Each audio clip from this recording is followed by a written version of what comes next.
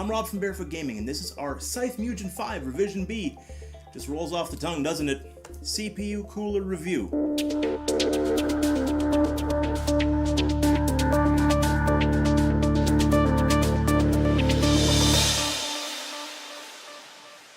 So what do you get in the box? Well, you get a heatsink, a single 120mm stock fan with rubber corner edging. You get mounting brackets for both the Intel and AMD sockets and clips for holding up to 220mm fans. Now it also comes with a manual, thermal paste, and a proper long screwdriver which you will need to adjust it to the board. Now all this comes with a 2-year warranty.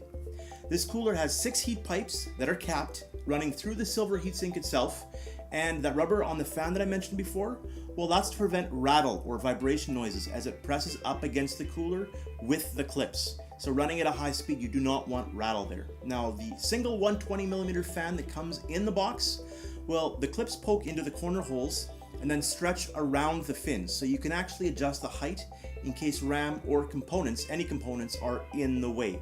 Now, speaking of, the heatsink itself has an asymmetrical design, so it's kind of leaning one way to give more clearance for things like RAM. And I think with that, we're at the boring specs time, and I don't mind if I do. Dimensions are 150 by 130 by 84mm, and the offset is 9mm.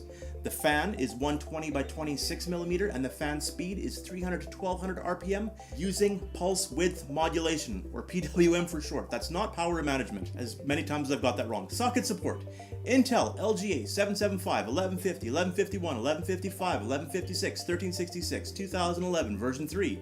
AMD time, AM2, AM3, AM4, FM1, FM2. You want some more specs? Box size, for example? Tough. What matters for a CPU cooler is, 1, does it fit your CPU? And does it fit in the case? Number 2, how well does it cool? And for 3, and to many people, how loud is it? Now, for a cooling gauge, we used Real Temp and CPU Z, and I used this on an i7 6700K running Windows 10. Remember, lower numbers are better here. So stock Intel cooler under stock load ran at 80.5 degrees Celsius.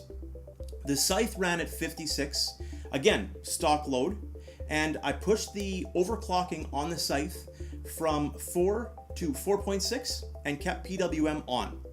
So with that, it rose to 70.75, which is still cooler than the Intel stock CPU. I turned PWM off and ran it at the full 12 volts and managed to get it to 70.25. So clearly the PWM is already giving it pretty much everything it has.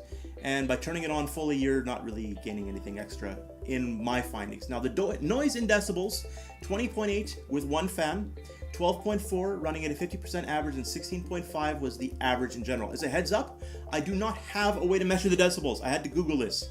So take that with as many grains of salt as you like, but I am not spending thousands of dollars to test how loud this is. With that, let's wrap this up. The cooler goes for $65 US and 118 Canadian online pricing, which is weird because that only works out to 83 Canadian if you convert it. So maybe look around before buying it if you're looking. I digress. It's a nice looking cooler. The rubber on the corners is smart. It does a good job cooling at stock and with some overclocking. Now, it's not liquid cooling levels, but it's also not liquid cooling price. This is a mostly silent fan and heatsink, and let's be honest, it's not just the fans that make the noise, but the wind they create, and it does still create wind noise. It does a good job of running quiet, and I really like that you can adjust where the fans sit on the cooler. It's a really nice feature. Aside from that, I'm done. If you have any questions, leave the comments. Subscribe if you want to see more. Like if you like the video and you want other people to be able to find this. Other than that, I'm out of here, and I will talk to you again real soon. See ya.